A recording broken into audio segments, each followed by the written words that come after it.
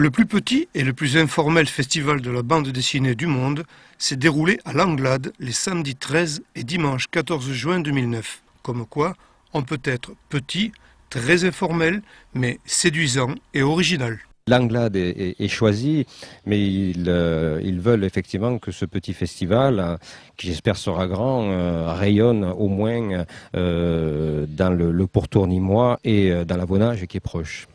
Arbres à livres, expositions personnalisées, dévoilant le travail des auteurs invités, matchs de football, démonstrations de palettes graphiques et bien sûr dédicaces offraient un véritable échange avec le public. Pour être jeune, certains auteurs ont déjà gagné la reconnaissance de grands festivals.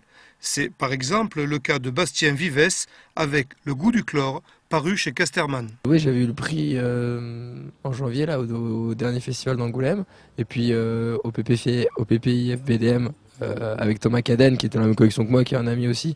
Et ben, il m'a gentiment proposé le rôle de président avec Aka. Donc on a un double, on a un petit duo de présidents pour cette première édition de festival. Et voilà, puis c'est surtout que c'est un festival, c'est la première édition. Et Thomas, il a surtout invité des gens dont il aime le travail, dont il a envie de faire profiter les autres personnes. Et surtout, cette idée un peu d'auteur. Donc on est avant tout là pour passer un très bon moment, d'être dans les meilleures conditions pour rencontrer les gens. Là, par exemple, c'est bête, j'ai fait 3-4 dédicaces aujourd'hui, ce qui est pas grand chose comparé à si jamais j'allais dans un salon du livre ou autre part. Mais ce qui est bien, c'est que ces 3-4 dédicaces, je les ai fait avec il y a tous les auteurs autour, il y a les tables, et puis les gens sont à côté, on discute, on s'échange des dessins, il n'y a pas le côté cadré des choses. Tout le cérémonial, et c'est vraiment agréable de pouvoir juste discuter avec des gens.